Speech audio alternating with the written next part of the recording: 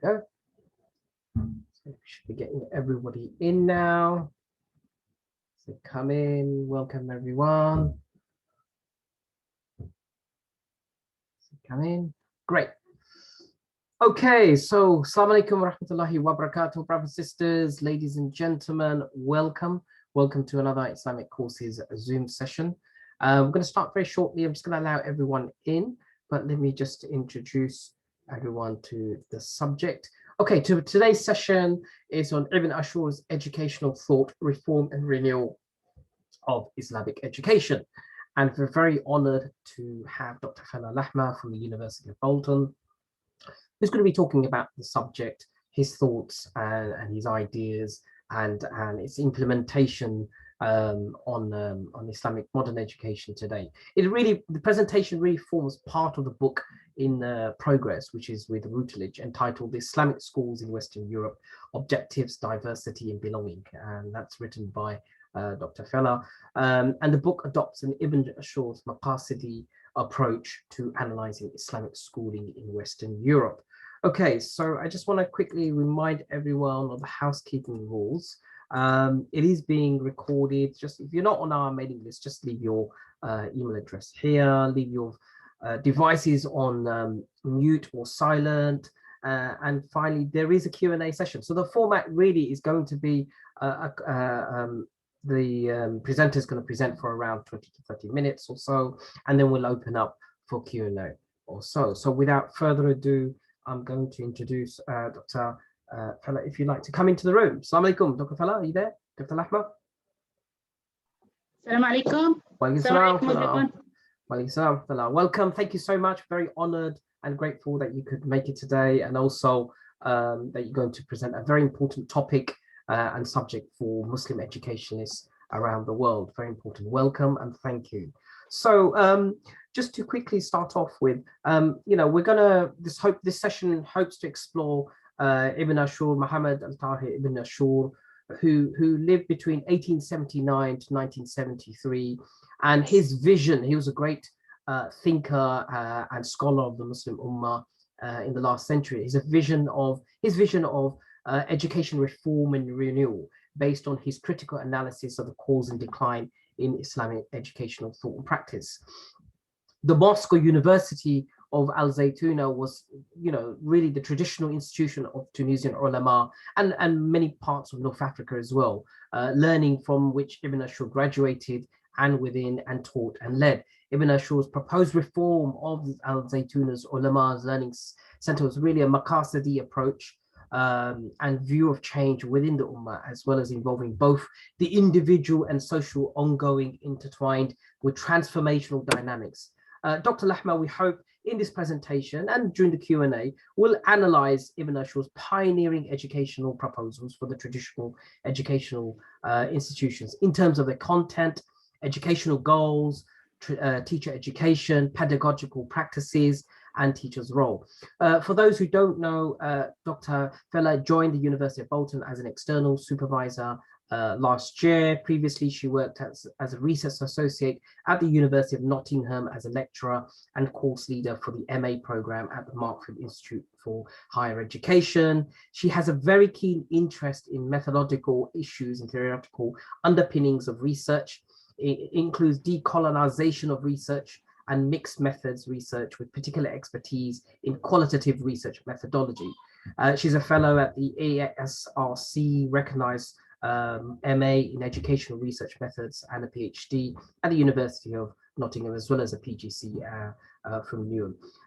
She's taught at various universities. She has a BA in Islamic Studies from the Emir Abdelkader Islamic University in Algeria.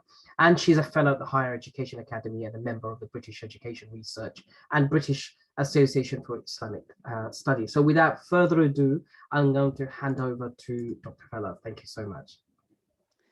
Jazakumullah khairan. Assalamu alaikum, everyone, and thank you for attending. today with Ibn Ashur, we are talking, when we say Ibn Ashur, we are saying also Maqasid al-Sharia, or the higher objectives of Sharia. And whoever read for Ibn Ashur will recognize his Maqasidi approach that are shining in his tafsir of Tahrir al-Tanwir and in other of his works. So Ibn Ashur himself, he was appointed as a teacher in Zaytuna. He worked, he was a student at Zaytuna, and also he was appointed to teach in Zaytuna. So he's well rooted in the traditional Islamic sciences and also the practice of the teaching in Islamic institutions. In Zaytuna, he became the first kind of deputy in Zaytuna, then became a Qadi as well. He became the Mufti of Maliki in 1923 and became the Grand Mufti in 1924. Ibn Ashur, as he was brought up in a aristocratic family. His granddad, from his mother's side, looked after him. He was a scholar himself. He was also a minister during the changes in Tunisian education. So he was well rooted in a previous activity of reform in Zaytuna before Tahir ibn Ashur came on board. So we see then for Ibn Ashur, his time, he also was at a time of colonialism of Tunisia. So there was a lot of going on at the time of Ibn Ashur. If we see his previously, let us say some of his works, Tahrir wa Tanwir, that is a tafsir of Tahrir wa Tanwir. Lots of maqasid in there for whoever is interested in maqasid and its relation to education. There are many surahs, when you read them, verses that you read them, you find the maqasidi lens that is being used to read education from the Quran, directly from the Quran. He has Maqasid al-Sharia, his own book, Usul al-Nizam al-Ijtima'i fil Islam, the foundations of the social, the system of society in Islam. Also, he has a ban, its implications in Islam. Yes. To give a context for the reforms of Ibn Ashur,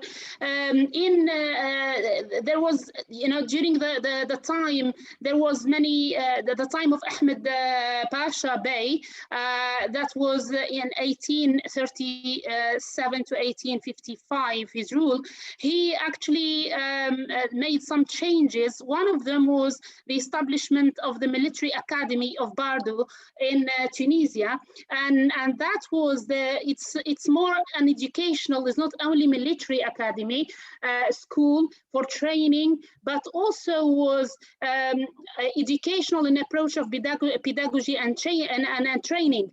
So some of the people who will influence Ibn Ashur later on were educated in that early school. We find in Zaytuna at the time of Ahmed Pasha, there was a restored interest in the system, in the educational system. There was interest in change. Also, he enacted the system. He set wages, for instance, for money for teachers. And he chose an elite group of scholars to teach at Zaytuna and also to make some changes at Zaytuna. Amongst them is a father of Ibn Ashur. You find the Sheikh Tahir ibn Ashur, not the Tahir ibn Ashur that we are talking about, but another, a father of Muhammad Tahir ibn Ashur. So we find then is a family of scholarship.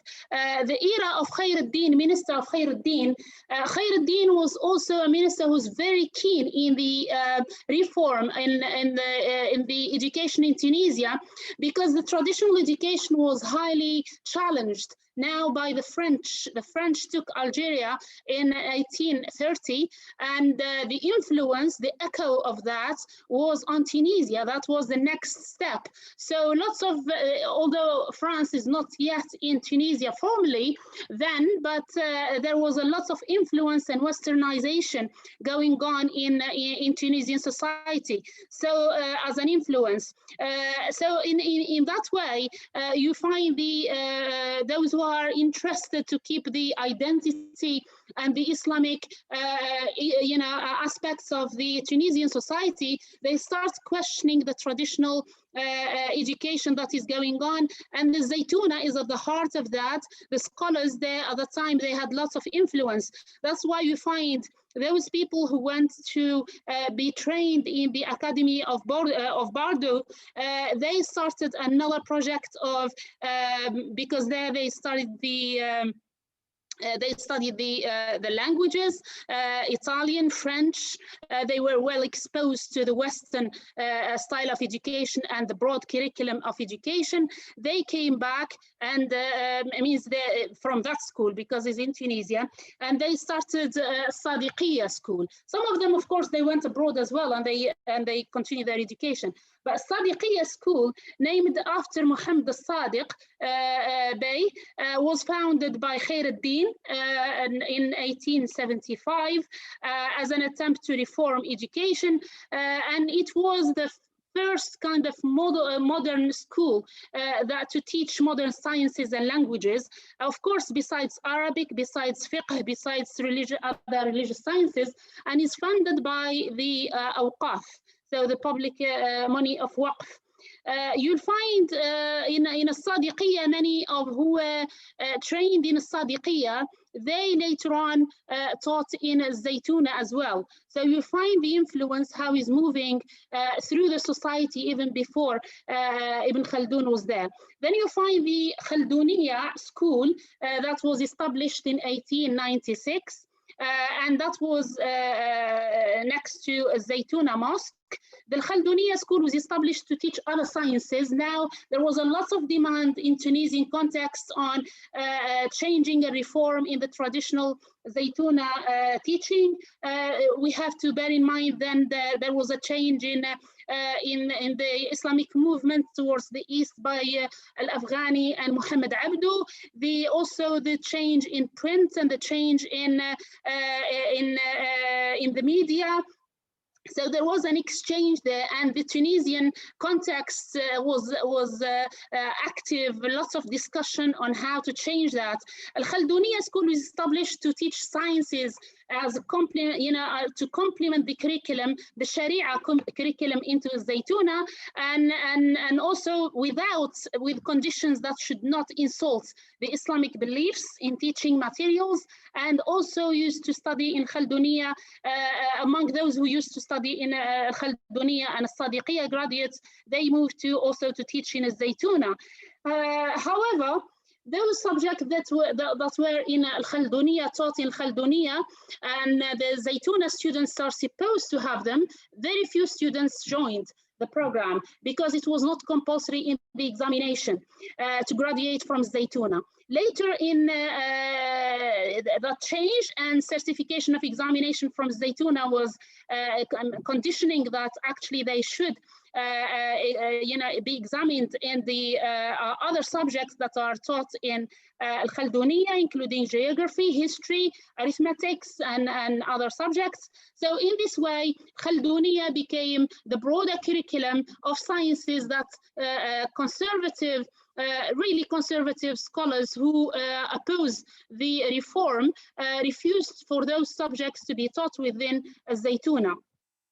You find teacher training, you find the DBS school, and because there was a gap, these are mentioned in the book of Ibn Ashur himself, in his book of Alaysa Subhu Biqarib, and he's mentioning the DBS school. That was he mentioned the gap between the Quranic teaching in a primary ancient kind of system of Quranic teaching in Al-Kuttab, or maktabs as they are, the word is used here, and the secondary level of education in a Zaytuna mosque.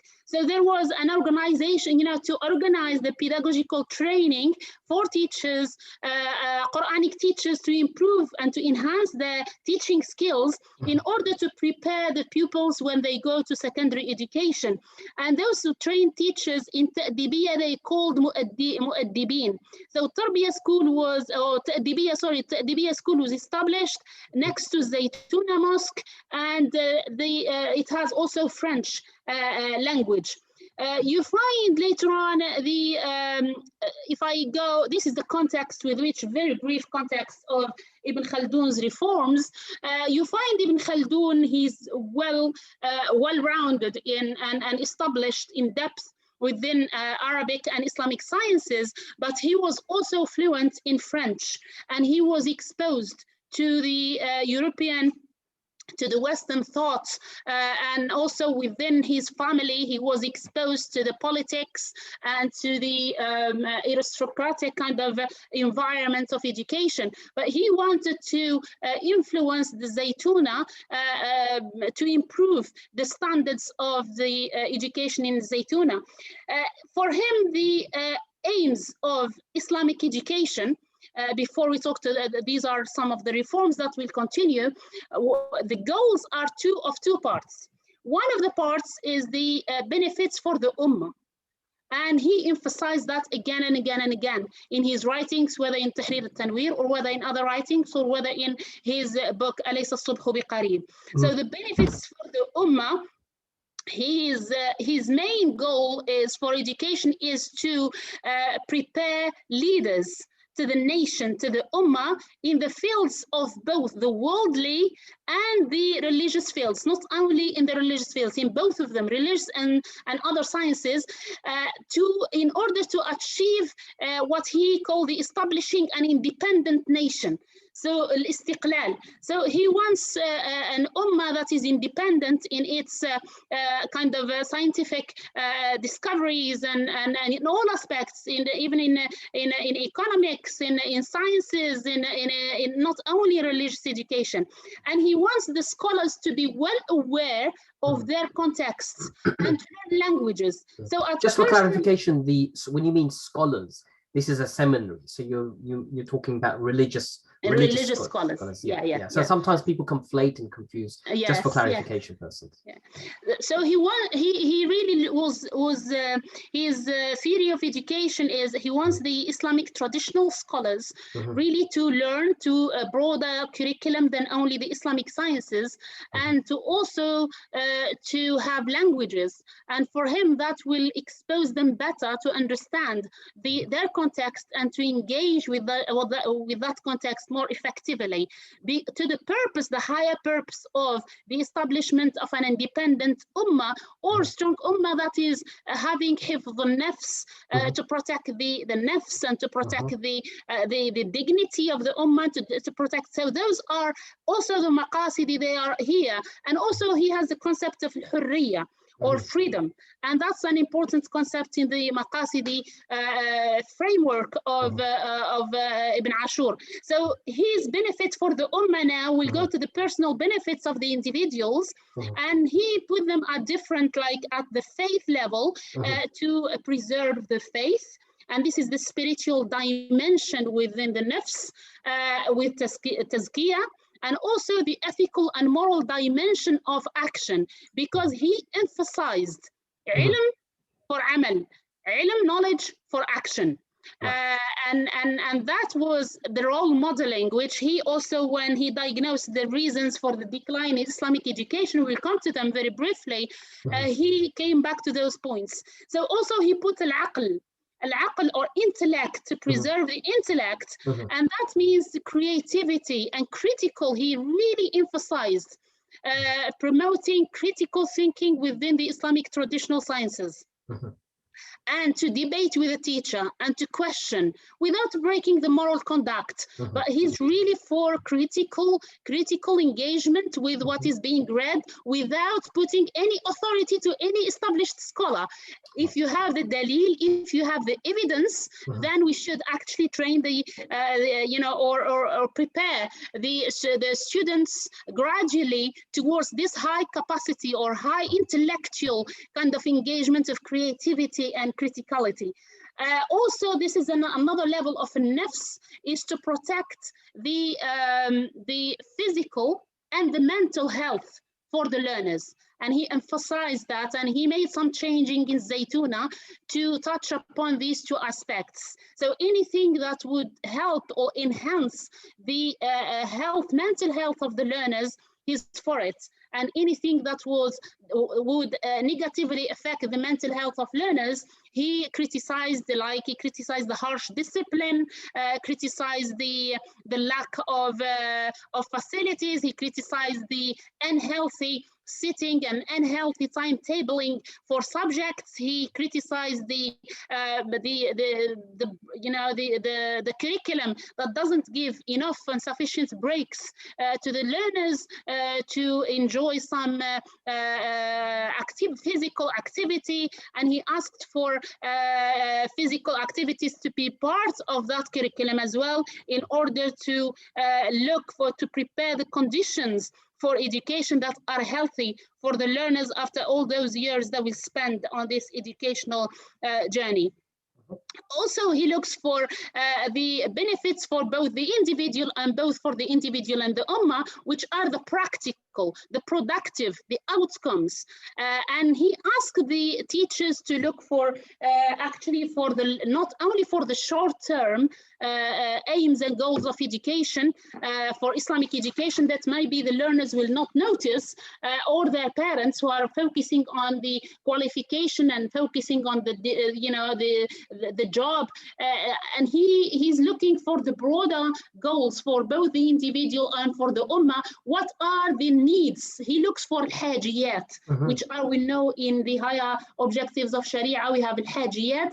So he considered that into the goals of education. What are hajiyat? What are the needs that the ummah needs in the different disciplines, and therefore we need to consider that in designing our curriculum, and also to sending the students to the different disciplines. So he considered, based on that, for him, what is the ruling for a tajdeed or reform in the traditional Islamic education? For him, it's something that has to be done. And for him, it is wajib. It is something wajib that has to be done. And under the term of al-khidma, part of al-khidma to the ummah is to revive and to reform the traditional Islamic practice, because for him is well dated and is not productive anymore. And for so he recognized that. Was that because of his experience of the French, or was that a response to the French? He was well established. He's not reacting to the French, I believe, from reading him thoroughly through these different books. He has deep insight, and he has, I would say, a Salafi kind of belief in the terms of creed. But in terms of education reform, he has that time of openness. He's someone, even in his tafsir, if you read some of his verses, like the verse on al-hikmah, I mentioned that in my paper on wisdom in Islamic education, he actually referred to Western thought and to Western philosophy in the tafsir of Tahrir wa Tanwir. And if you read his tafsir, you will find yourself in a scholar who has deep insight into the language, someone who has deep insight into the Islamic sciences, whether usul al-fiqh or whether al-hadith, or wherever you read through his writings, you know he's not someone who has superficial knowledge of Islamic sciences. Would you say that he didn't feel, even though him going through the Zaytun system itself, being thoroughly part of the Al Zaytun University, he felt that it was too ossified. It became ossified. It became very frustrating, and he wanted to change it from within. At the same time, but do you think he was also looking at the other schools of thought and other competing ideologies around at the same time? We're talking about the early 20th century here, right? Yes, was he affected by the Ikhwan, by the Salafiyya, by some of the, Muhammad Abdul and all of these educational reformists and thoughts and ideas as well? Good question. First, to do the reform, he made conditions. Those who do the reform, they should be well established in Islamic sciences, and they should be well informed of the conditions of Islamic sciences, and they experience it themselves. So people from inside. And second, they should be informed of the context and informed of the needs of society and of individuals, and also of other nations. That's why he wanted history and that. Just for the benefit of people, the Zaytun University, it's in Tunisia, but the impact, the catchment area is all over Africa, right? All over North Africa. At the time, later on, they opened some different branches, even in Algeria, some different branches later, not at the time, because the French was really harsh in Algeria. It was really kind of cruel, and in Algeria against identity, against Islamic. But the imams, so for example, the scholars who would graduate from Zaytun would go and serve all across the Maghribi region, right? You would say. Yes. So before that, the Zaytuna has a lot of influence, how to say, status in the area, and therefore their scholars, they would move between Tunisia and Algeria and other areas. But I go back to your question about the influence of Muhammad Abdu and of at the time, as I say, of Al-Afghani. Muhammad Abdu visited Tunisia, and during that time he made a speech on education as well in Tunisia, and he liked actually Tahir bin Ashur. They had a discussion together, and he liked his passion, and he liked his scholarship and depth of scholarship, and he praised him for that. So that's kind of so he was trying to change it within the Maliki tradition. Was he? Because Abdul was a bit more, how shall I say, open within the madhab, so to speak, whereas Ashur was within the Maliki tradition, or was he more open to the other schools of thought, would you say? He is a Maliki Qadi himself. He's a Maliki Qadi himself. Maliki Qadi himself, but he is well, informed.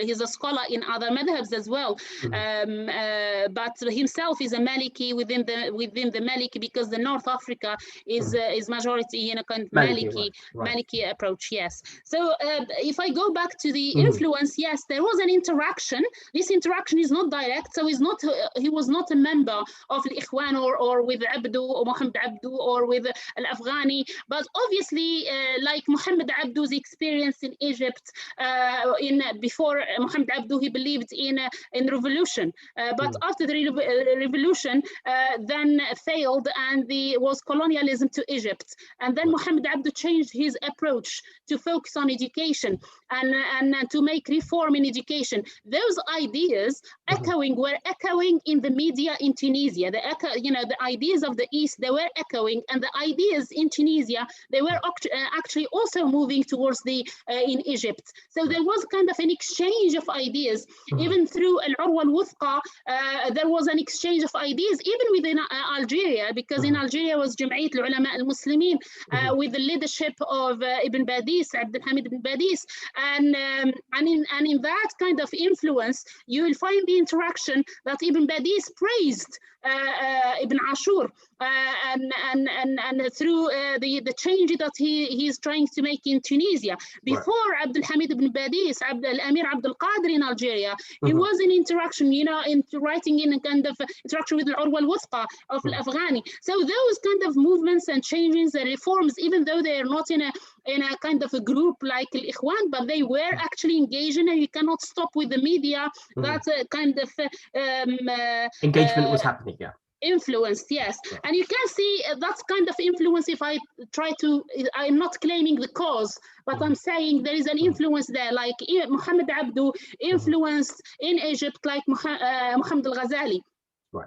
He started with Rashid Rida, influenced later on scholars like Muhammad al-Ghazali. Muhammad al-Ghazali, for instance, led the leadership in the Islamic University in Algeria, in Constantine, in which I was a graduate of there, and in which we are discussing today about the reforms of Ibn Ashur. Right. So the past is part of that present.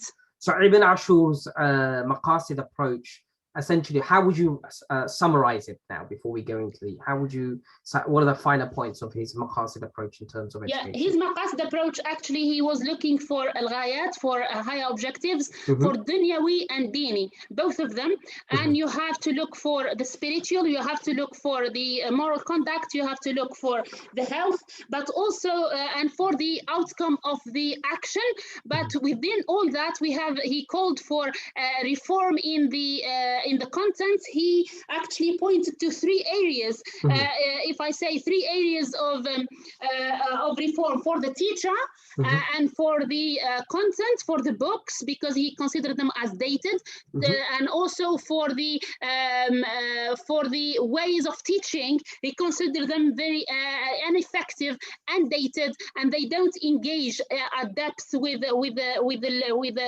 what has to be learned. Right. So the books in the Zaytun weren't really up to scratch, you're saying, he felt. Not up to date. So he would consider some of the books which are being taught now in Darul Ulooms are not suitable, are dated, and they needed, based on the criteria that I read for him, definitely he would evaluate them. So as what are we looking suitable. at? Are we looking at teaching hadith or Quran or philosophy or logic or balagha? What are we looking at? What are the areas of, from a maqasid approach, was he trying to look for a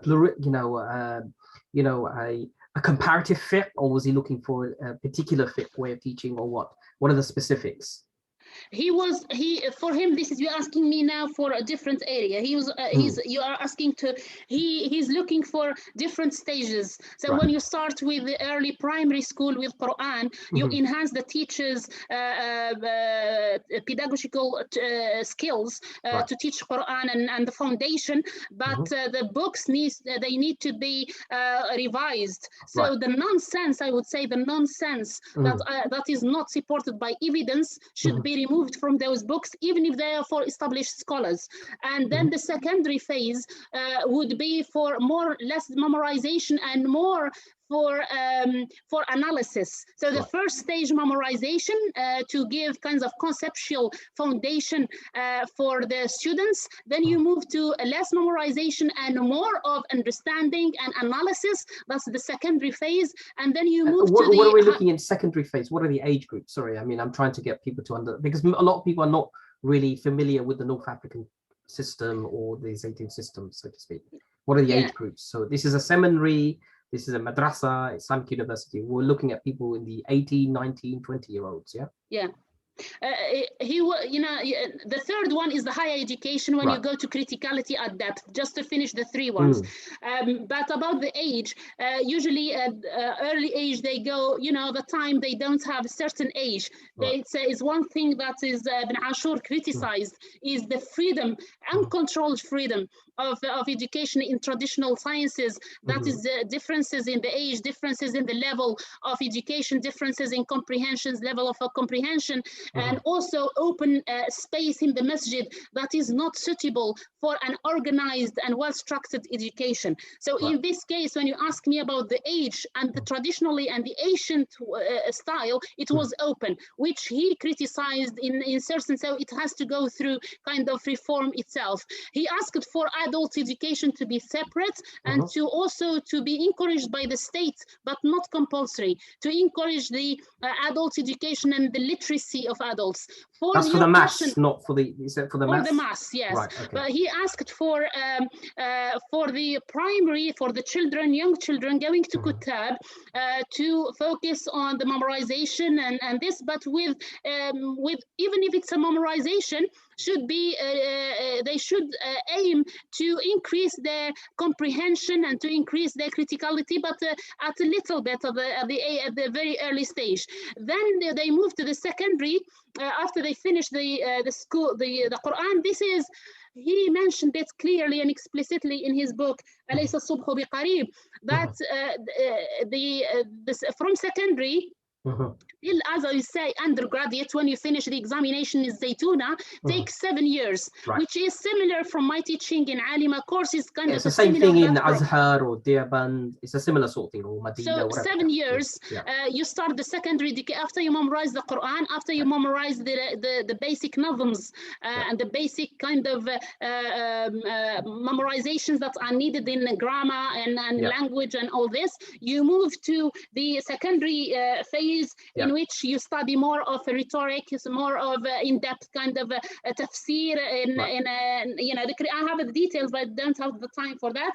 So we go more like Alima, like the Alim course we have now in Darul Ulooms. That will be secondary phase. And then you go to the secondary phase. For him, should not focus only on memorization, even though memorization will help, but it should move to analysis. So he put kind of 3 areas: memorization at the foundation stage, then you go to more of in-depth of analysis and discussion, and at the time of secondary, and then you move to the higher education. After you finish, finish 7 years, you move to the higher level, which is more of a criticality, really in-depth criticality of what is being said, debate with the evidence and everything.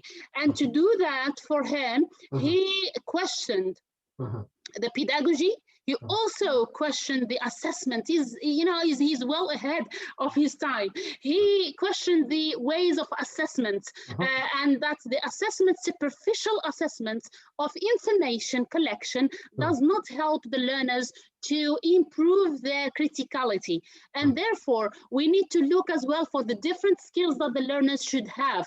The expression and presentation, which they should have spaces when they present as part of developing their skills of presentation. They also should have writing. Also, he called for a magazine, for instance, or a journal, scientific journal for the students, to an interaction with the alumni as well, to enhance their writing skills and the analytical skills. He called so it's like a peer-to-peer sort of, or alumni-to-peer sort of training. He's looking from the foundation. You need to look for the skills for the learners, not only to memorize information, but to be active learners in society. And for him, this is the vision. And to do that, then you have to reform the teacher at many levels, at the level of punctuality to lessons, at the level of the quality of teaching, at the level of salary, because the problem was also the bad salaries or voluntary work, at the level of competence, so train them, and also at the level of moral conduct, because he criticized the ulama, traditional Islamic studies ulama. He said they will have lots of knowledge, but their conduct is far from that.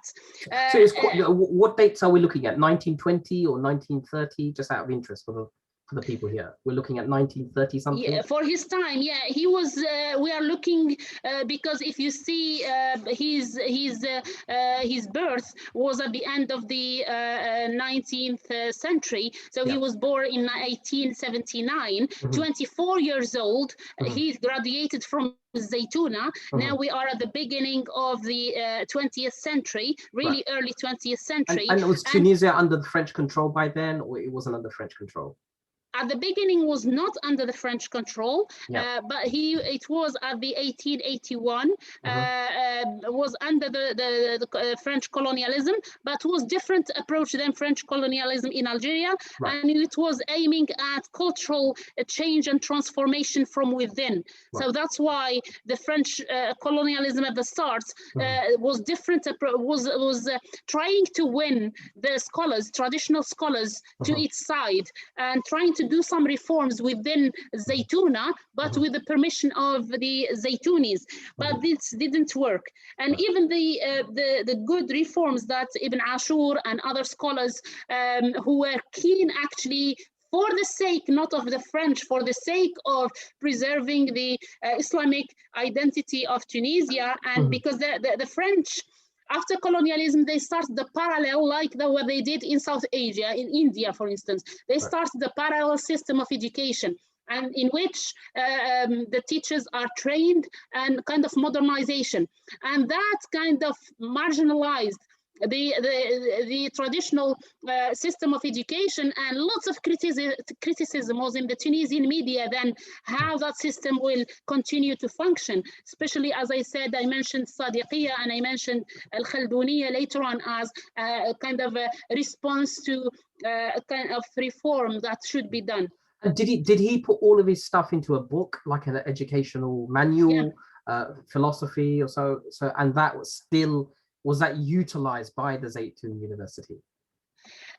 He was, you know, if anyone is involved in educational reform or even educational design, because I've been involved in different institutions with that, and what you find yourself when you try to design any kind of course with the goals that you have, you will be faced with human resources, you will be faced with funding, you will be faced with policies, you will be faced with traditional practitioners who refuse to change, and these are not new. For Ibn Ashur, he faced all this as well. The many traditional scholars, they were really against his reforms, and for them to change for training or to broaden the curriculum or to change the practices, this part of you are kind of attacking a turath, attacking the traditional Islamic. So for him, that's a conflation between what is Islamic in terms of values and the conflation between the practices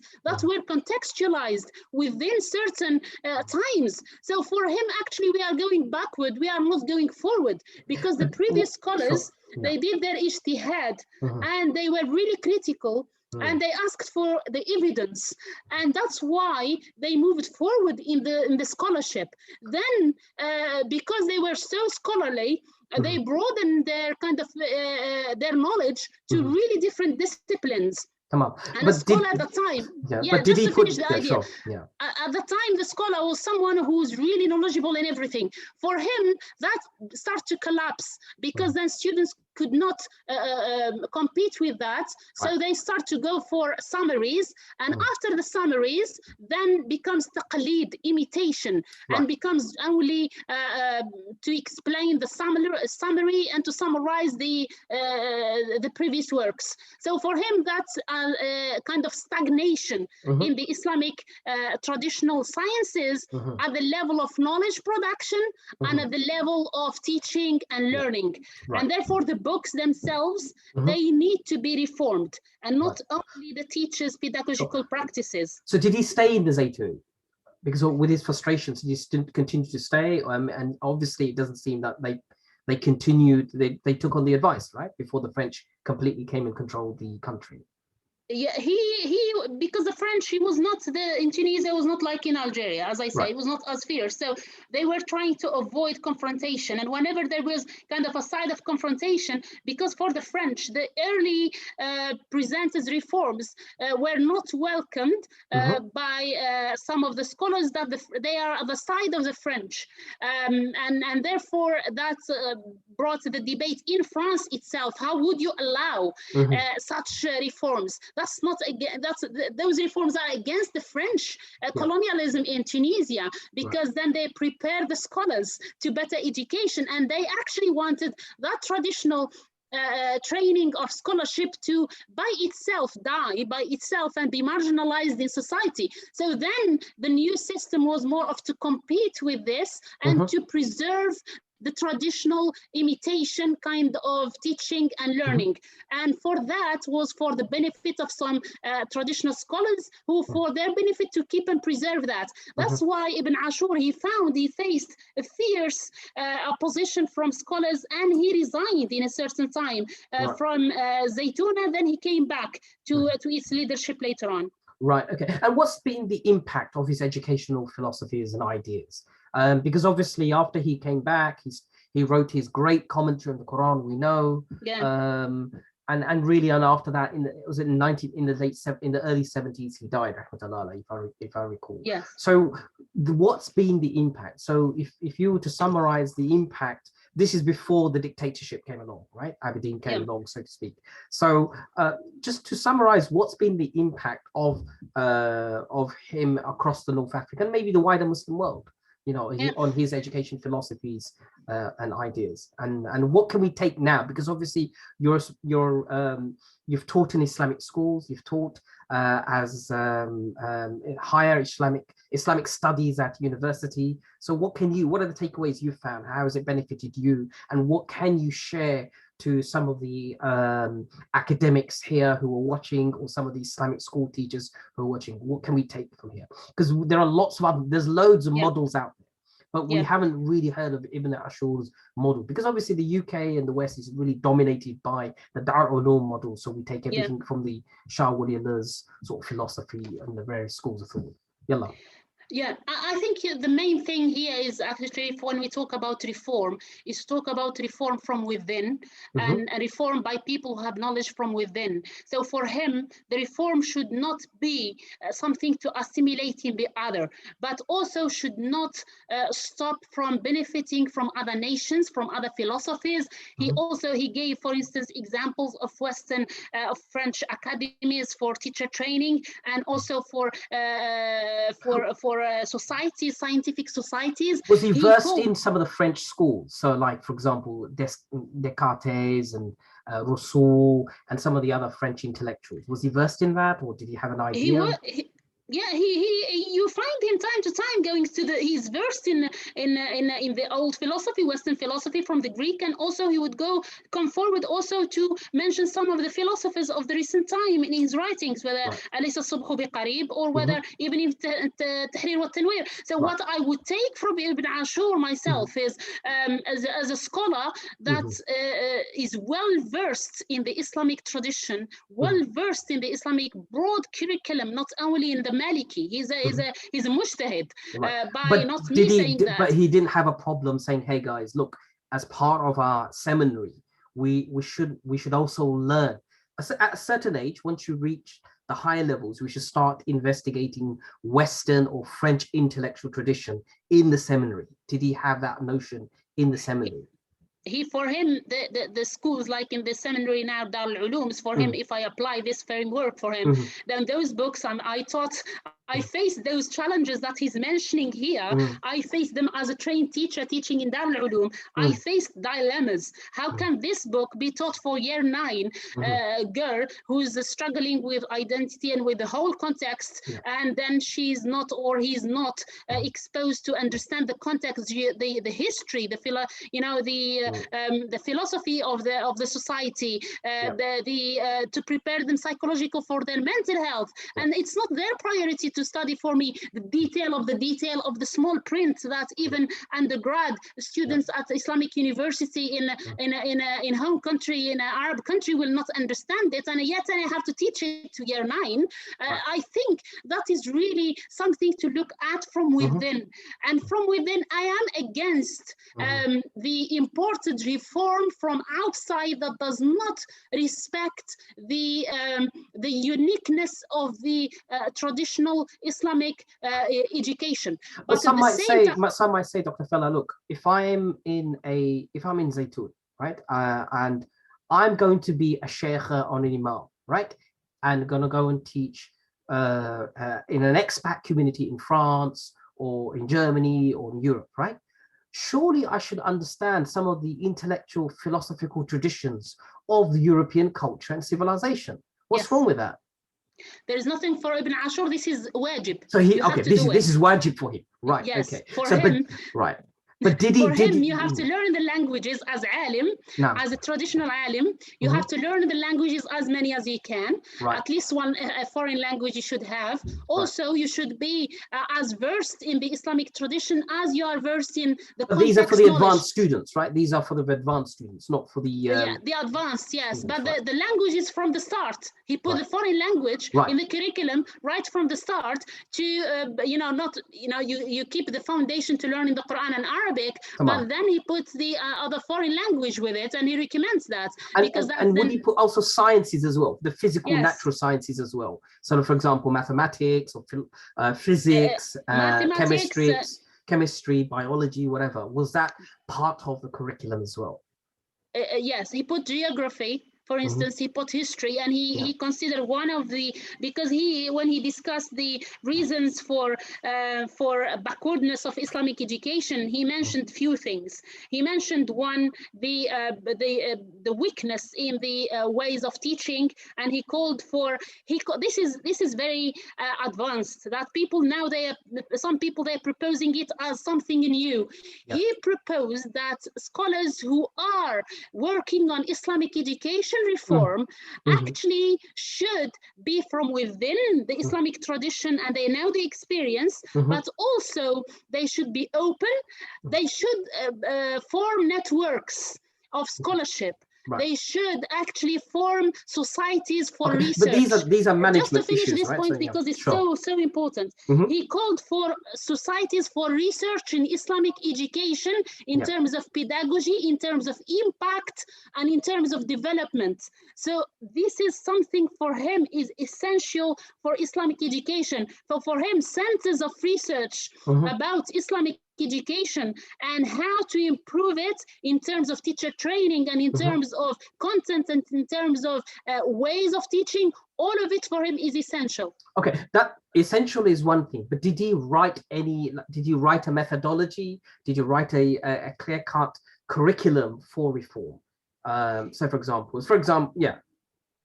he put for in Zaytuna, because these ideas, if you read for him أليس الصبح بقريب, you'll find those recommendations I'm saying now, or even in Tahrir wa Tanwir and other books about reform in society.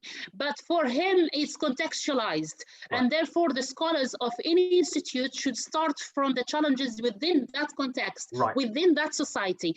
And yes, he appointed committees within Zaytuna to work and evaluate the content and to evaluate what is needed.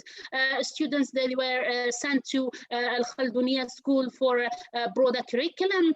They were sent to DBS school for teacher training. But later on, obviously, with Bourguiba and the politics of Bourguiba, everything kind of collapsed. Still collapsed, And did, say, for example, did the Azhar take recommendation? Did the Karawain in Morocco take recommendation? Because obviously he was a great scholar of his time, a great thinker. Did they take, Emir Abdelkader University, the place you graduated, did they take note of some of these reforms and changes and ideas?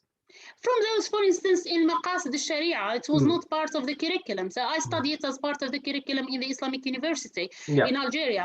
At the time, the reforms that came, I cannot point here. I don't have the evidence to point direct link and the cause and effect. But I can say certainly there is some influence going through the echoing of ideas and the exchange of ideas. Like when I say Sheikh Mohammed al-Ghazali from Egyptian context moved to Algeria.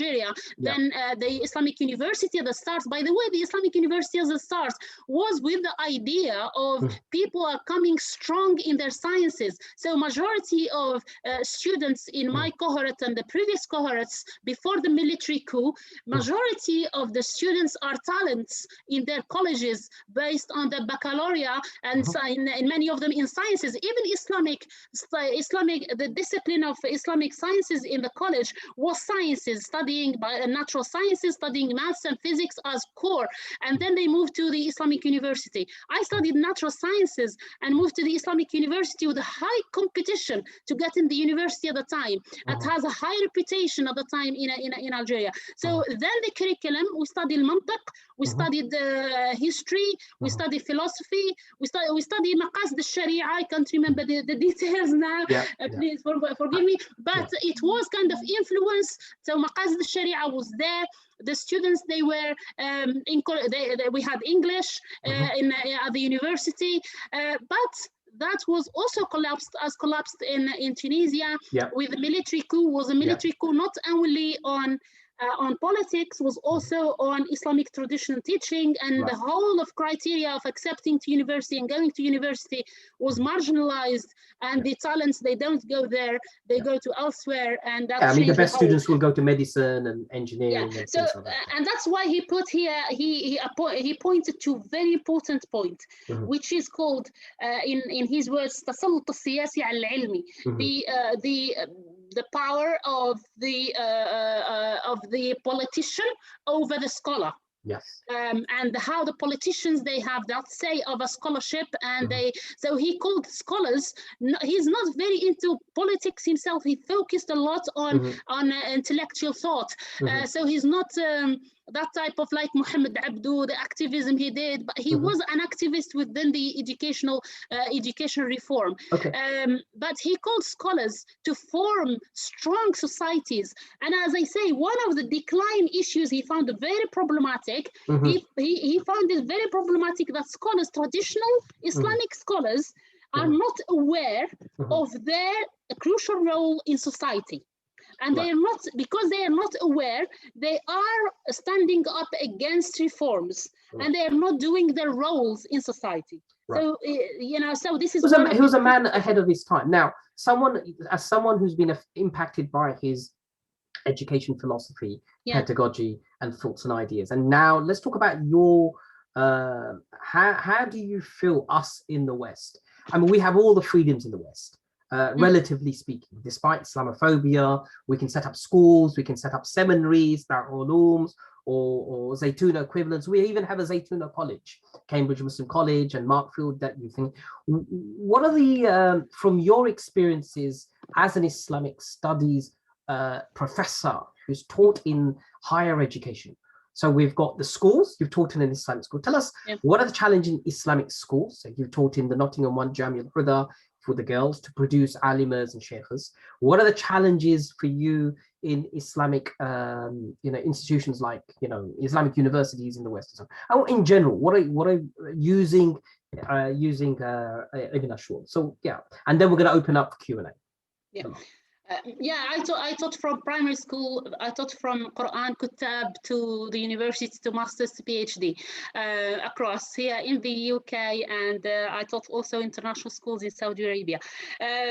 So the issues we have, the issues I find Ibn Ashur raised, the lack of critical engagement with content, the emphasis on memorization. I'm not against memorization, and he put, by the way, I have to clarify that he put memorization, as I said before, as a foundational level. Well, what do you mean by critical engagement? Because it's a buzzword nowadays. What does that mean?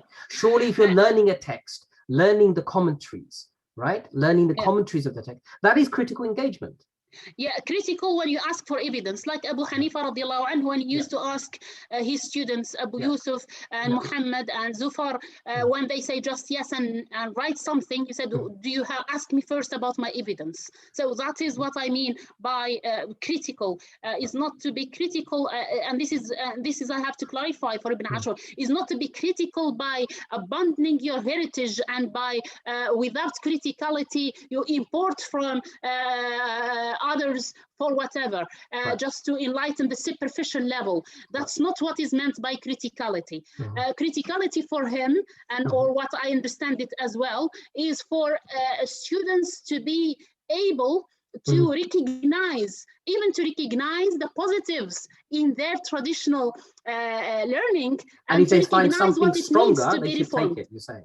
If they find something stronger, they should take it. Is that what? So it's based on evidence, and that's why when the students come and sometimes, find as part of criticality, look, Darul Uloom are this and this and this, as if everything is evil in them, I would say, look, this is not, I don't consider that as critical. But that would make his philosophy of education more Salafi orientated. Some of the traditionalists would criticize, hey, we've been teaching the Maliki school this way for hundreds of years. Right, and no one's questioned it, and we don't have a problem with it. And if it was the case, so why would you want to do that? Because maybe it should be in an advanced level, at a higher level, not at this level. Or is it just the skill set he's saying? Is he just trying to allude to the student? You're on an advanced level, just get into the motion of there's a possibility you may be wrong, and if there's a possibility of you being wrong, take the stronger evidence, rather being very stubborn about this is the truth, an absolute truth, and that's it. Is that what he's trying to say? That's what I am trying to say, is actually for him to be balanced and to look for what is something of value based on evidence and makes sense based on evidence. Then you take it from what, from our traditional sources, from other sources. What is not based on evidence, then you reject it for whoever said it. And that's why he gave an example that he said the conflation between the piety of the sheikh and the statement of the sheikh.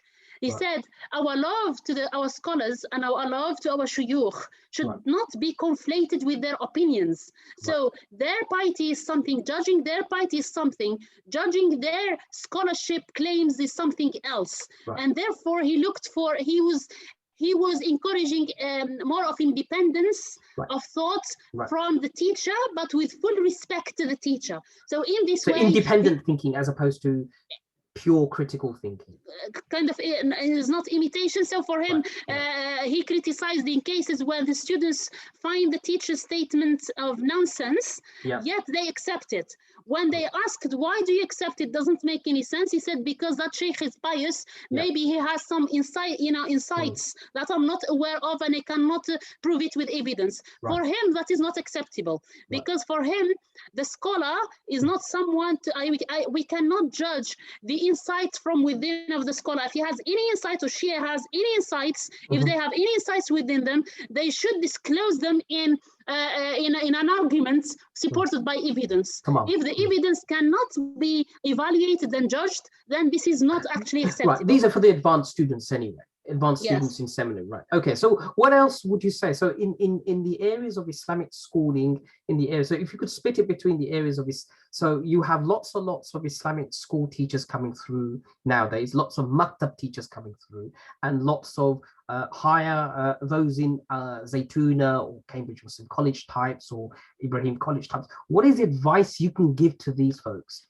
out there in higher education setting? And also now that Saudi Arabia has just discovered liberalism, they're trying to liberalize all their curriculum as well as their Islamic universities. What advice would you give to the land, MBS land, so to speak, in terms of taking the ideas of Ibn Ashur, so to speak, I think Ibn Ashur, what he's teaching us is actually to be proud of your heritage, because if you are, disconnected from yourself, you are alienated. You cannot go forward. You will be just an imitator to another instead of imitation to your scholars from within your tradition. You are an imitating others as well.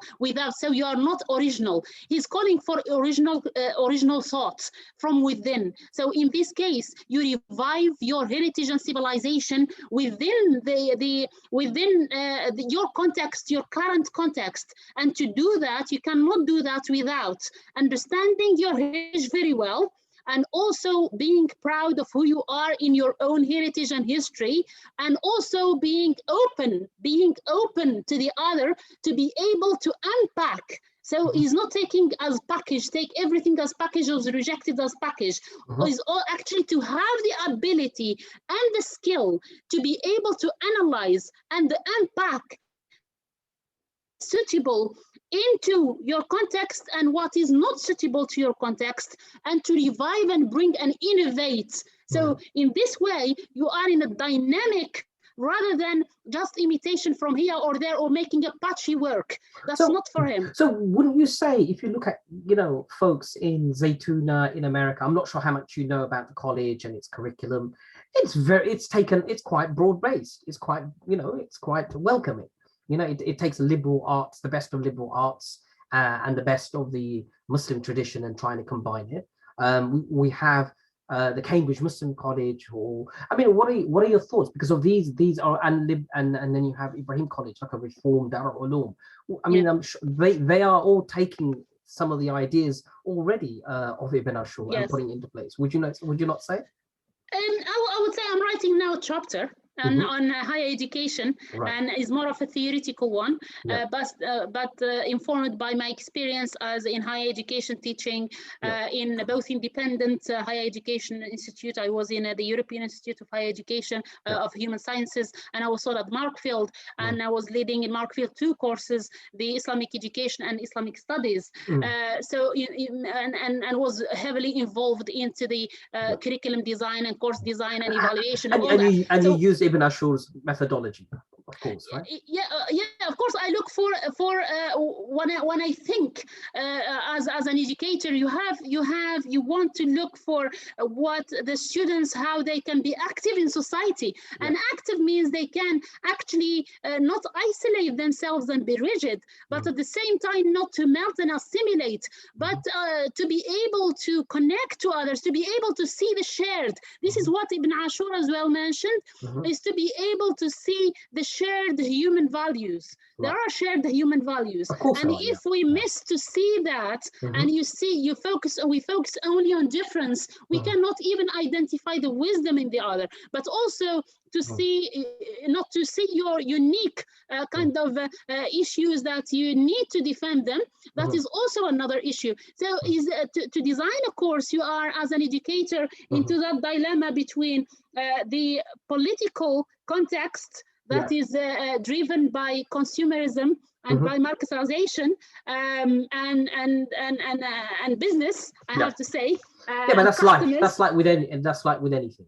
Yes, this is the issue now within the context within all institutions are working, is how to balance between keeping your values, the priorities for your course design without compromising also because there are ethical issues in spending the students who are coming to the course. You want them to get out and find a job. And this is something that Ibn Ashur mentioned, I didn't mention here. He emphasized that actually we have to prepare students to have skills to find jobs after they leave. Market employability. Yes, he talked about employability in terms, because that's part of dignity and حفظ العرض. He put it under حفظ العرض, because if they can be sufficient, and if they can feed themselves, and if they can have dignity for themselves and for the ummah. So for him, it's essential for Islamic education to not only to focus on the content, to focus on the noble goals, all of them, but the practical aspects also should be considered. And one of them is for those graduates to live a dignified life after they leave our institutions. Fantastic. There's a lot of things I mean, I don't want to dominate the Q&A, but what we want to do, we want to open up the questions and answers right now for the next half an hour or so, if that's okay. So we're going to start off with Dr. Malik, and he's calling from UAE. Dr. Malik, Bismillah. Assalamualaikum, Dr. Fella. I really enjoyed this session. It was very enlightening. Thank you so much for sharing your perspective. I just had two questions for you.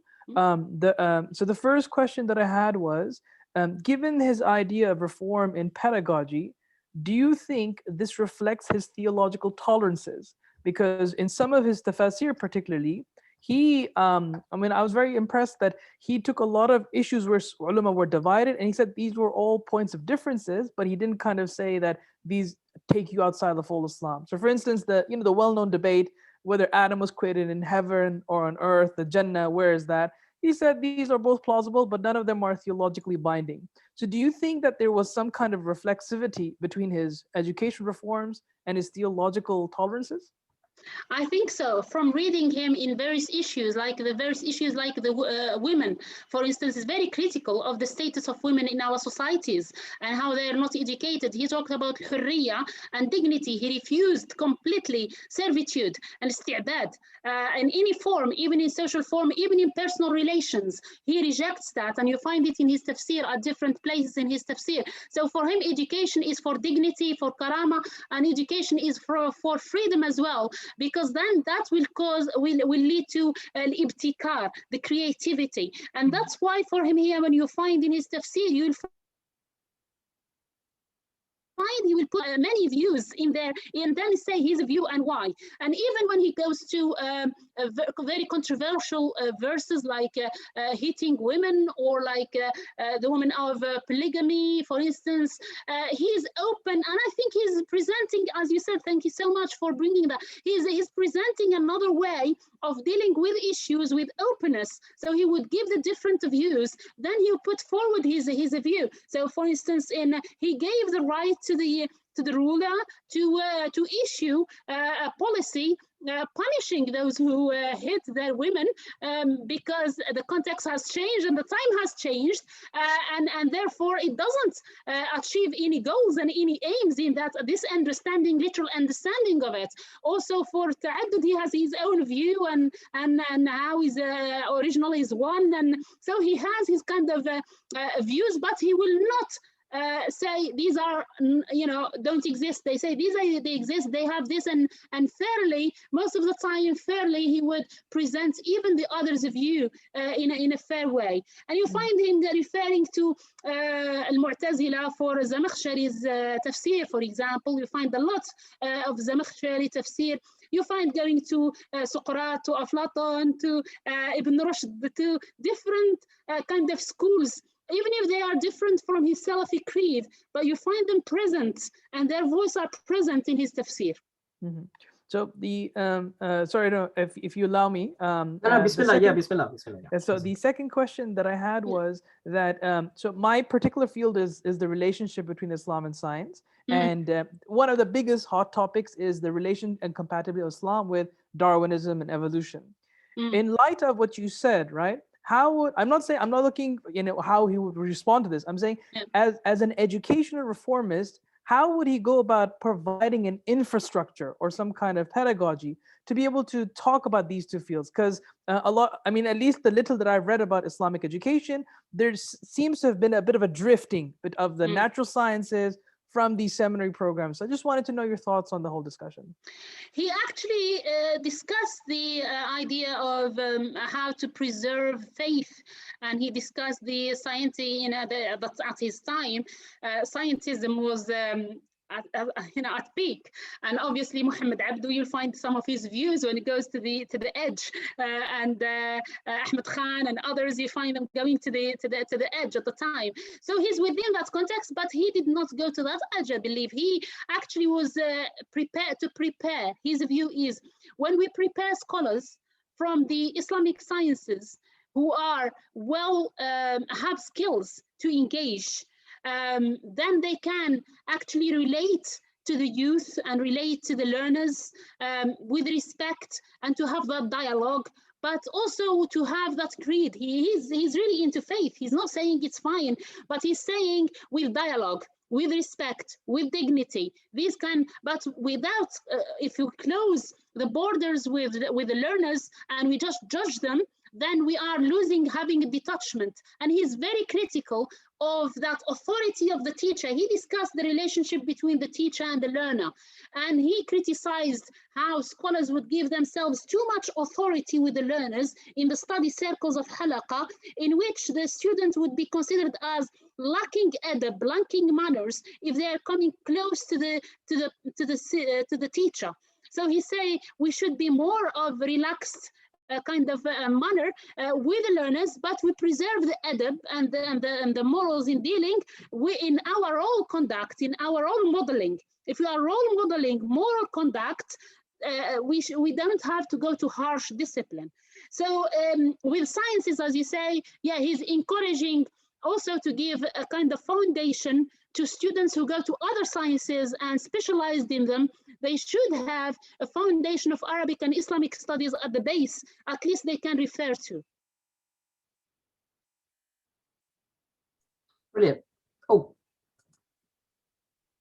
He's muted. He's muted. Oh, sorry. Sorry. So thank you. So just one more question in light of what you said. Bismillah. So Ibn Ashur's time is vastly different to ours in terms of public presentation, right? Yep. We now have YouTube, Twitter, and all of that. And there's now this whole problem of self-made scholarship and what have you, right? Now, how would you apply Ibn Ashur's pedagogical policies or model in the current climate? Very good question. How would you deal with that? Excellent one. So this is again with the fake news and with the fake scholarship that we have, with the copy and paste and forward scholarship of pieces of knowledge in which the person is not he or she or they, they consider themselves as scholars because they memorize the piece of quotation here and piece of quotation here and piece of quotation there. They listen to one of the views on YouTube and one on the WhatsApp and then they consider that as, obviously this is not scholarship. For him, scholarship is founded within a curriculum that is studied and that is kind of building that depth of scholarship.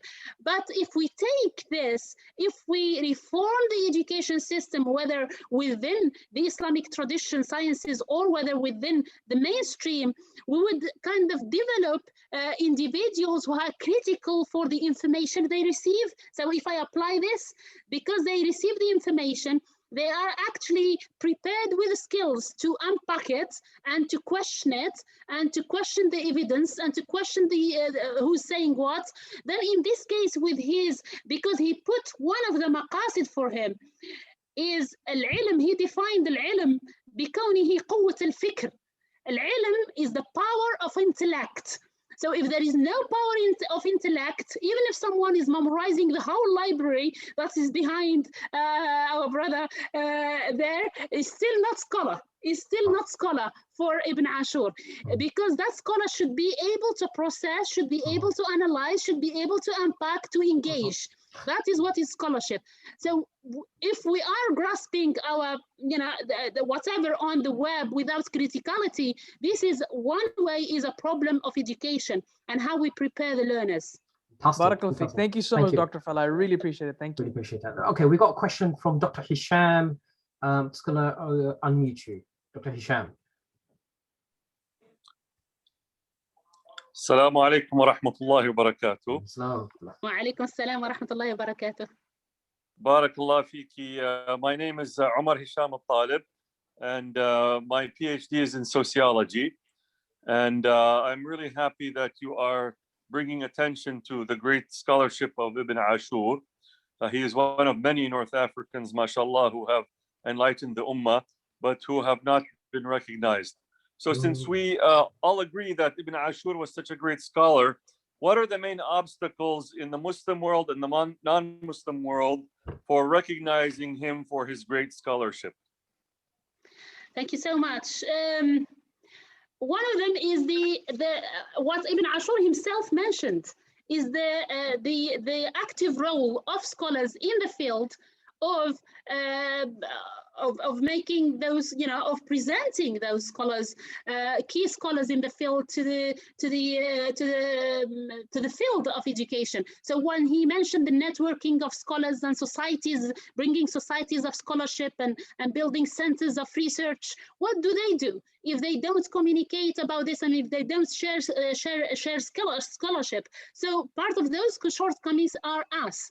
The scholars who are in the field, we are not doing enough to recognize the key scholarships from different countries and to actually make the most of them. Sometimes we jump to Western philosophies as a kind of a quick remedy when we did not even know the heritage. I am for, and my position is actually to know the Islamic heritage. There are lots of treasures in there, and also to be open and to read thoroughly through the other thought of a human being. There is a lot of shared values, and I myself used in my PhD used Ibn Khaldun, I used Al-Ghazali, as I used Giddens, and I used Gadamer, and I read thoroughly and widely to philosophers.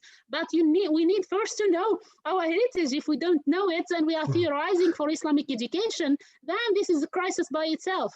But Dr. Fellas, people would criticize you saying, look, the strength of someone's education philosophy should be born about. I mean, look, for example, I can't speak for the North African tradition. I have some basic information on the Indo-Pak tradition because of the Maktab and the seminaries and the Dar al-Ulums. And the reason why, and that comes from the, during the Mughal period, we had the Farangi Bahal, and then that show waliyullahs and so and so and so and so, filtered down to the various different things. And eventually, so they created the maktabs, they created the seminaries. What has happened to the North African tradition of taking the ideas of Ibn Ashur and putting it into a tangible format? Because if I look at the Azharis, they export the Azhari model.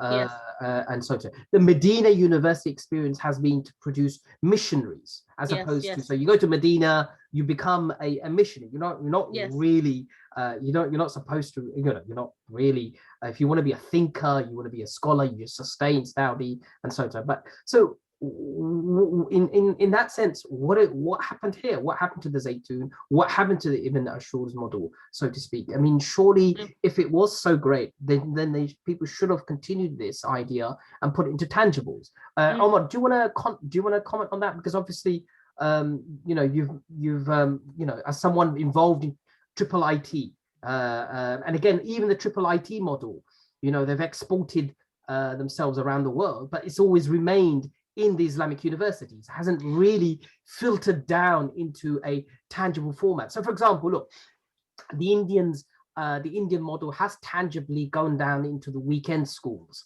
the maktabs, the evening ones or the weekends, or the seminaries. What are we seeing from triple IT? What are we seeing from the Ibn Ashur's model? If it is something to take away and working. I'm opening up. Do you want to comment before we get Dr. Fella to comment? Yes, I don't want to, because in that way you get more recognition, right? In that way, Ibn Ashur is given the respect and the breadth based on actually working practice, as opposed to just talking about him, right? Yeah. Would you like Brother Omar to go first? Yeah, Omar, would you like to comment?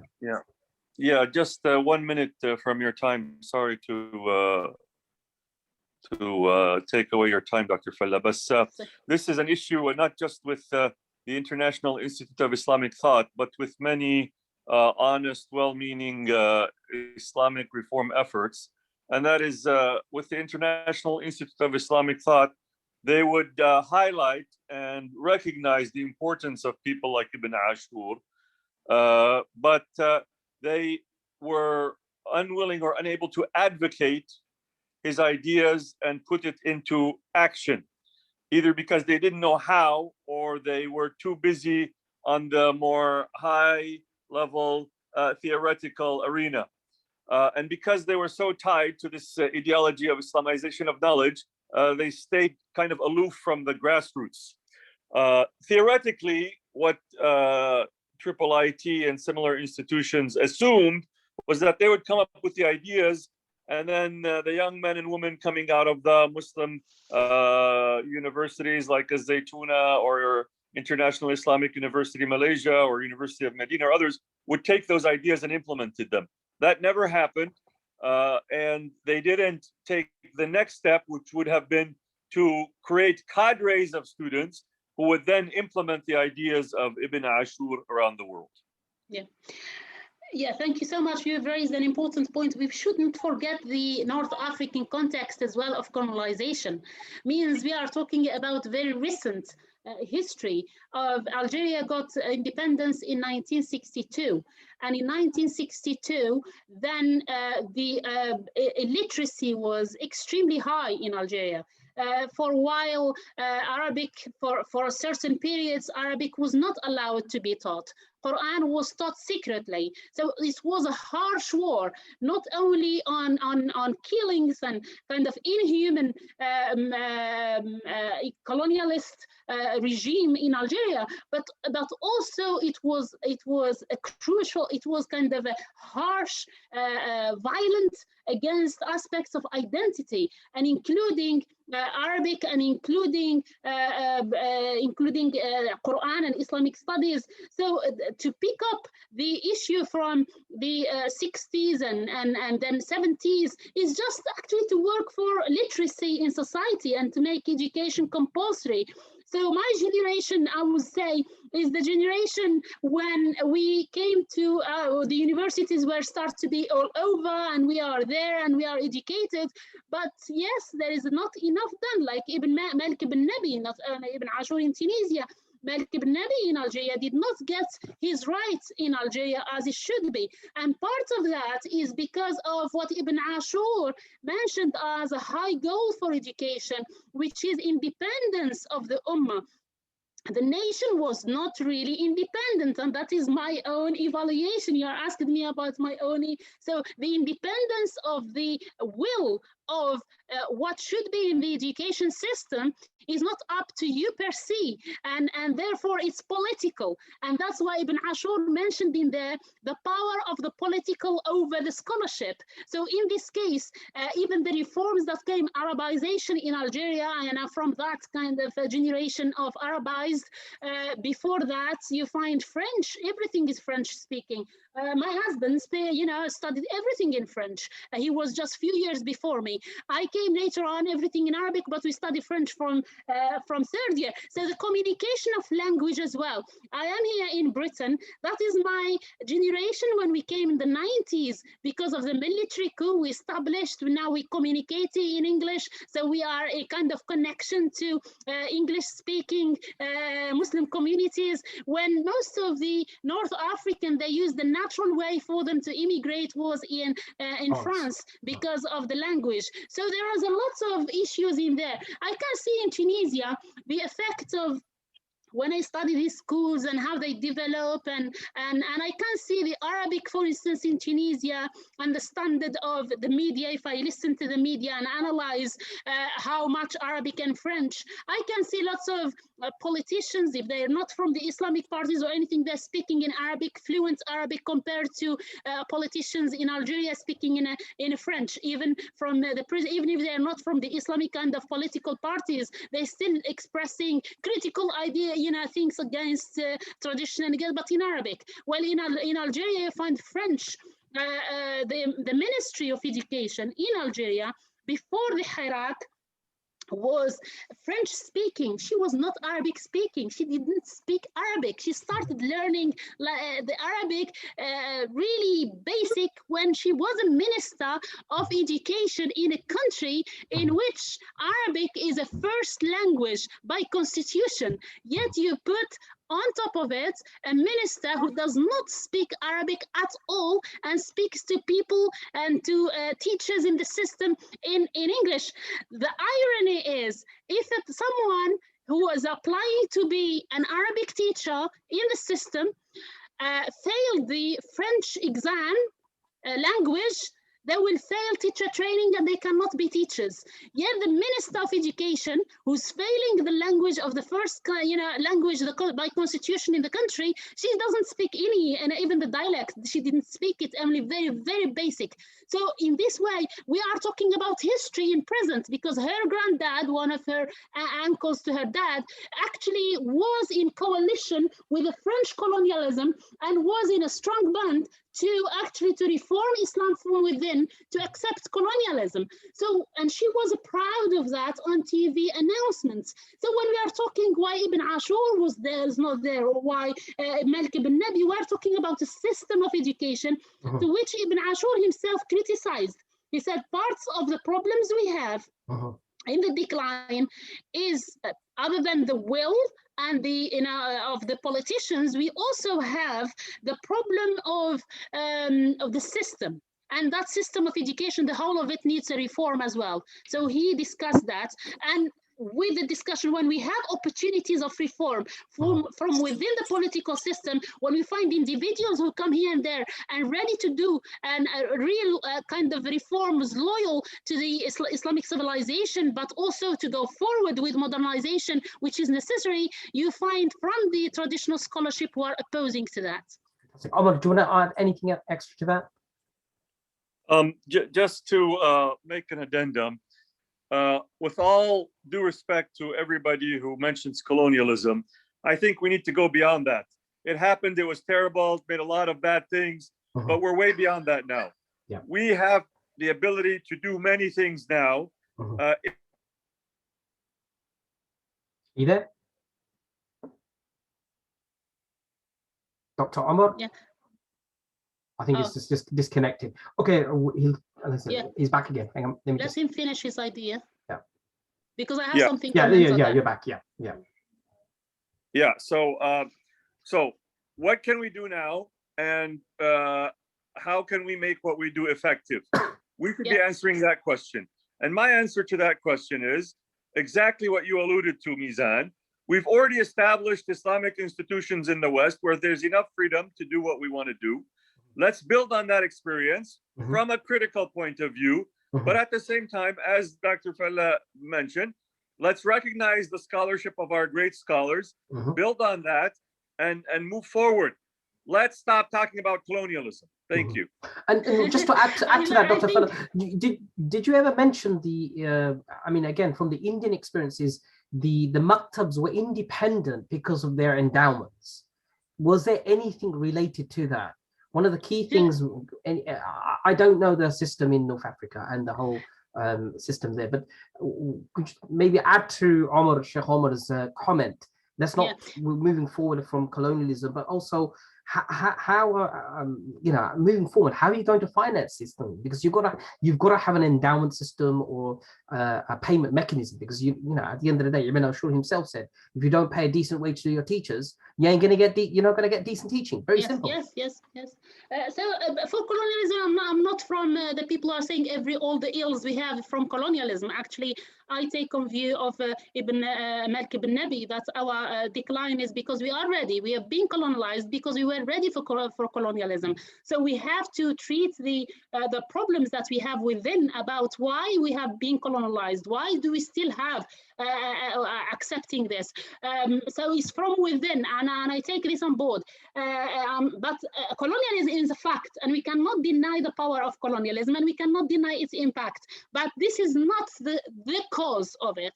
They were ready. Tunisia were ready and declining. Algeria was ready and declining. And we should actually, instead of blaming why you have been colonized, you know, why the colonies did that to us, we have to ask why we have been colonized in the first place. What happened? So having an agency and asking and taking responsibility, I take that view of Malik ibn Nabi.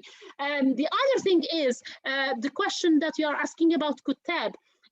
In Kutab, as it was spread in South Asia, it was widespread towards North Africa and in Andalusia, and it was in every city, like Ibn Khaldun mentioned, there was a Kutab there. You know, in every a village or something, you find the Kutab. So it was kind of scattered and uncontrolled and free, and people send their children to it. So that is the idea. Sometimes you find the education quality has better in some stages, like during the الدولة الحفصية, during the Hafsi state control at the time in Tunisia, the education thrives and the quality improves because there was a lot of interest in education. Some madrasas start to emerge and have names in Tunisia. But later on, that also was the decline of الدولة الحفصية. The quality of education has changed from Al-Andalus, and after the decline of Al-Andalus towards North Africa. In some places you find more criticality in the education than in some others, more memorization. So you find, if you read Ibn Khaldun, you will find a good view of a description about Al-Kutab and education in North Africa. Brilliant. We got a question from Dr. Murad from Turkey. Dr. Murad. And we never talked about the Turkish experience as well, how we can relate to it. But this is all important because at the end of the day, this is a very high level intellectual discussion, and it needs to be done because most Muslim education platforms are quite boring, regurgitating the same old stuff. They don't really do anything. MashaAllah, inshallah, nothing really deeper than that. Okay. Dr. Murad, Bismillah, Yalla. Thank you. I think the Fela Lahmar has got Turkish experience as well. She has been in Turkey, huh? Of course. Yeah, I visited Istanbul in 2018, I think. Thank you. Dear Fela, do you think Ibn Ashur brought a philosophical content to the Arabic language, or was he an intellectual trying to preserve the authenticity of the Arabic language? He's very keen. Thank you so much. He's very keen in Arabic language and to develop advanced and depth of Arabic language as a part of the Islamic traditional Islamic studies, and he put it as part of the curriculum. So part of the curriculum of the foundation is actually to bring Arabic language in the first set, the first primary, even with the Quran memorization. is also to develop the language. Actually, thank you so much. You remind me of that. He criticized teaching Arabic language without putting it into practice. So he criticized the teachers who make the students memorize grammar, memorize sentences of i'rab, and that without being able themselves to express themselves fluently in Arabic language. So instead of teaching the language into only learning the grammar, he actually encouraged to practice the language, and for the teachers to encourage the students to develop their writing skills of language to an advanced level, and also the spoken language to an advanced level. So yeah, he discussed that as well. Murad, Dr. Murad, do you want to add anything more, or any thoughts or questions? That's enough. Thank you. Yeah. Which institution are you coming from in Turkey? İzmir Katip Çelebi University. Katip Çelebi University. So nice to get in contact. Department. No, it's fine. It's interesting stuff, because obviously it's really exciting stuff now for Islamic education across the Muslim world. You know, we're taking on lots of ideas, lots of philosophies, lots of practices, whether it's East or West.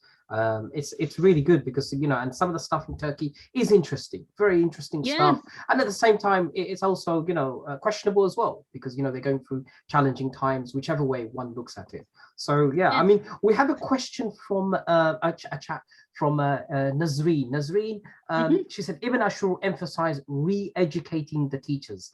Is that not a rate limiting step? Limiting in which way? Yeah, Nazreen, do you want to add? Okay, this is what she's written. I would like to have a conversation. Yeah, I would like her to. Nazreen, could you? Would you be happy to speak if she can, Nazreen? If you could, that'd be great. It makes our lives easier. Nazreen Kabir, I've unmuted her. Yalla. Oh, her mic's not working. Okay, so her mic's that's fine. Yeah, that's fine. Okay, so I'll just read it out. I think for the model to be widely disseminated as other models you mentioned, there needs to be a conscious effort to train teachers in Ibn Ashur's models. And yes, funding is important. Essentially, what she's saying is, you know, you've got to have a model for Ibn Ashur and train the trainers of the teachers, like a training school or something like that. Yeah. The model, I don't see it restricting myself, because he's not proposing A, B, C and saying you do it.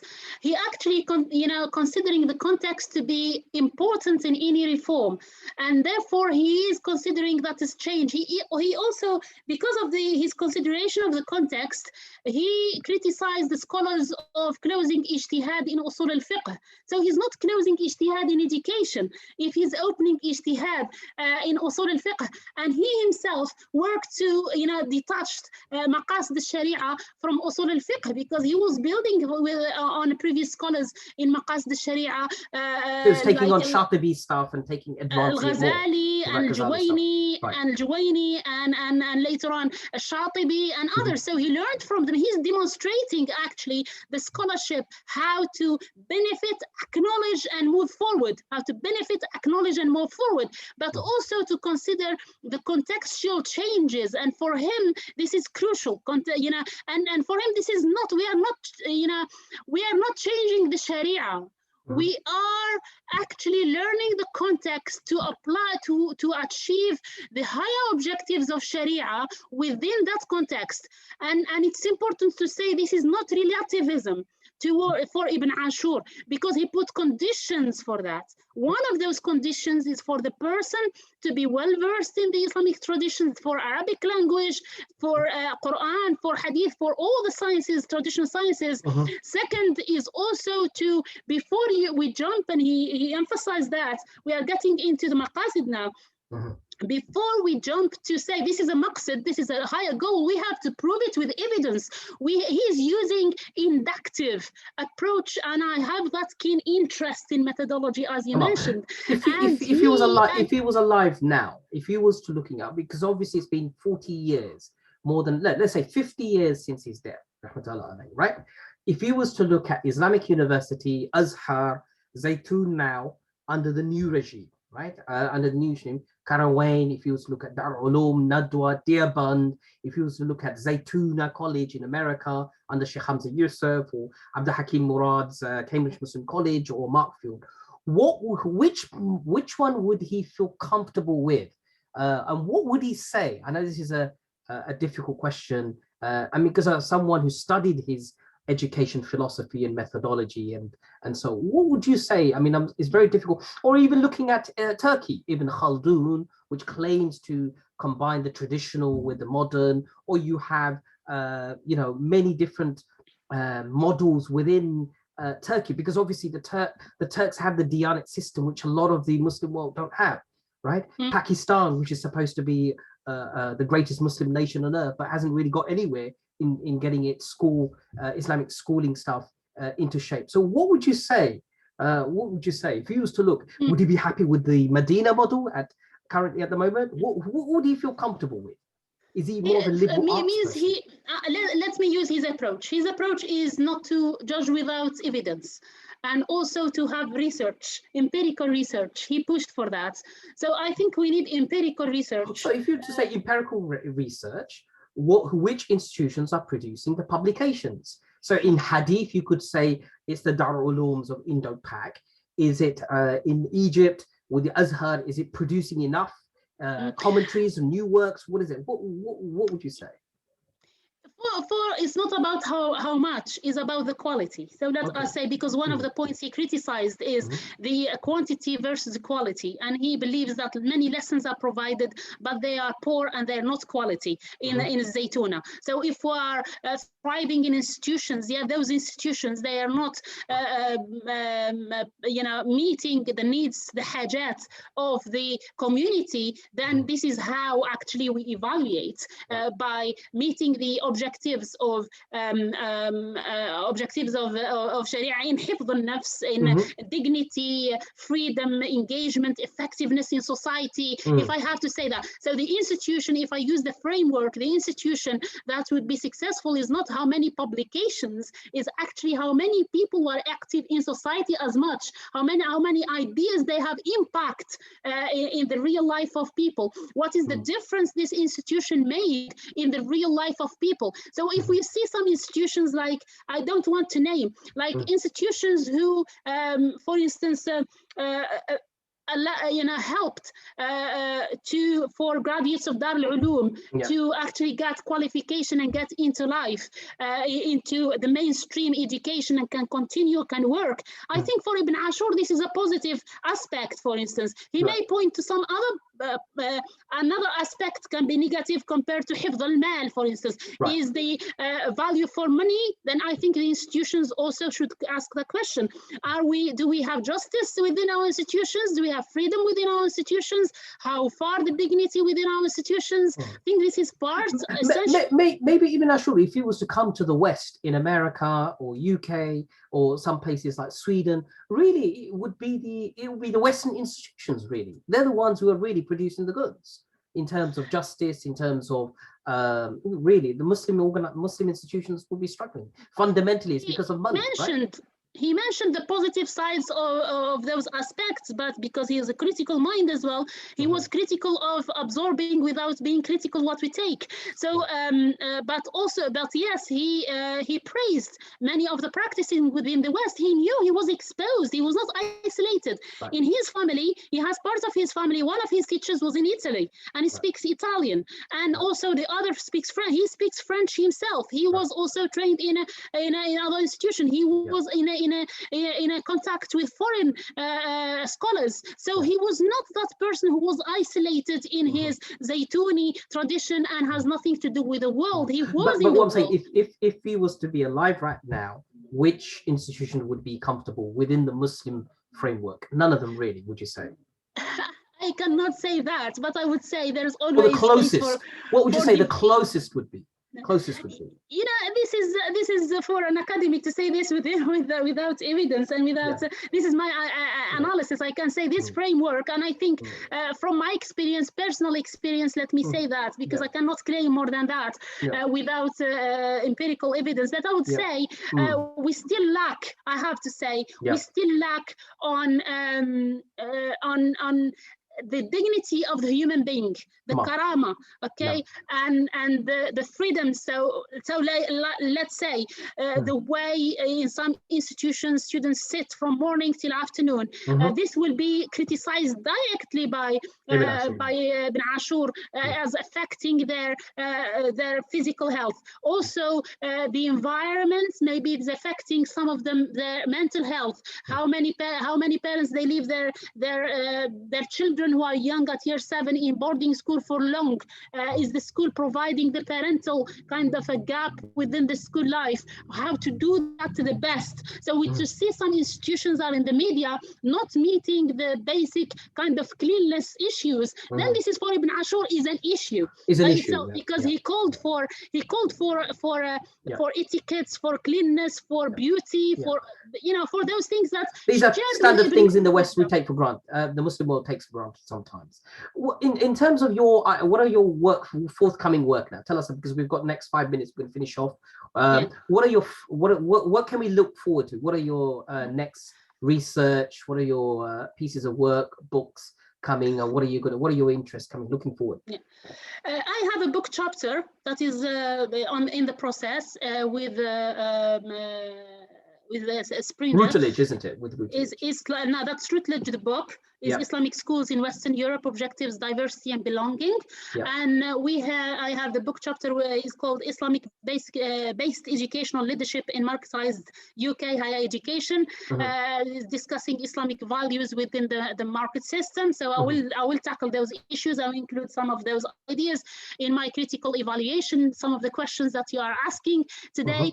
I have a paper on, it's coming with religions on women's leadership, Islamic Muslim women's leadership. Brilliant. So this is another one. I have a book review that is coming in April in print. So there's a lot of things we're looking forward to, inshallah. Inshallah. Inshallah. And for Islamic education, just to mention I think there is a lot of efforts. Let us appreciate the work that has been done, and compared to 2 decades ago. And there are diversity from my research of Muslim schooling. There is diversity of Muslim schools, and some of them they're doing really well in terms of academic achievement, and in terms of values. I think we always have. From my perspective, as the community is diverse in its interests, and so the diversity of provision and focus of Islamic institutions is for the benefit of the community. As long as those institutions that do provide a dignified life after to those graduates, they have skills in which they can navigate in society, they can communicate, they can be active without isolating it themselves or become aggressive to society. Or so in both cases, we need people who are confident who they are flexible without compromise on principles, they are knowledgeable text on the other, they are open-minded, they are also know what they share and what is the difference. And they have the power of intellect, and they have skills to work actively in the 21st century. If we are not meeting some of those, then whatever we can claim, we still have kind of failing our communities. Whether it is one thing that the wealth, which is hifd al-mal in our communities, I think this thing needs to be taken seriously. How can we invest for the best? And I think this is still, are we investing in the needs of the community? And even when we invest, are we following the money to make sure it's best value for money, and it's invested for quality and capable and something that is accountability following the money that is being invested in any way? I think something from my experience, I find that is a bit of lacking, and sometimes you may find personal interests and things and turn, rather than harming the institutions. And I worked in many institutions. I'm just, I'm not, this is an issue I think we need to put it into. How can we make the benefit for the institution not to be harmed by wasting our money and wasting our honor as well in the society. The bad leadership, then we are also sacrificing as well the honor of the community by bad media as well. So let us think about those issues. But otherwise, there's a lot of efforts and there are lots of scholarship thriving in many institutions I've seen, and we are part of those in, you know, of that. You know, this debate is part of that context. Yeah, it's work in progress. I have hope. Yeah, it's work in progress. On that note, exactly, alhamdulillah. On that note, Dr. Lahmar, it's been wonderful hosting you, getting your ideas. And remember, folks, this is just an introduction. This is just an introduction to the ideas of Ibn Ashur, right? And we haven't even scratched the surface, right? At the end of the day. Let's be honest. I mean, people shouldn't go back thinking this 2-hour session, I'm going to know everything about Ibn Ashur. I'm going to sit back and you know, the Ummah's going to revive. No. We have, look, if you were to compare some of the best universities, thinkers in the world, they put in billions. And that's why they come up with the best ideas, because they put into, you know, they put their money where their mouth is. Whereas Muslims, you know, they put more money into shopping plazas and making lots of big missiles in the world, but without actually putting into education. Anyway, and here the impact, Ibn Ashur, just to conclude, he put short term, so the people who are interested in investing in education, if they look for short term impact for Ibn Ashur, it's a short vision. It's a short vision. They should also look for the long term impact. He's a long term thinking person, and you know, the fact that we're still talking about him and is relevant to us now says a lot at the end of the day. Rahmatullah, like I'm not giving, maybe we'll give a fatiha to him later on. But anyway, thank you so much, folks. Leave your email address here if you're not on our mailing system. Otherwise, thank you so much. We hope to have you back again with a roundtable panel discussion with some of your exciting new works and thoughts and ideas. And inshallah, you can. I think we're going to do something on Benabi, aren't we? The next one. Yes, another great intellect. Yes. Yeah, which definitely one of. And if you can invite him down, we can do a round table and get some exciting things out there, inshallah. Okay, thank you so much, folks. Take care. You'll get a copy. We'll send you a link on the chat, or if you're on our email list. If you want to get in contact with Dr. Lahmar, I'll send people your email address or your academia.edu, wherever it is. I am on Twitter as well. So you're on Twitter as well. On LinkedIn, yeah. So they great. So thank you so much. Take care, inshallah. Wassalamu alaikum wa rahmatullahi wa barakatuh. Alaikum assalam wa rahmatullahi wa barakatuh.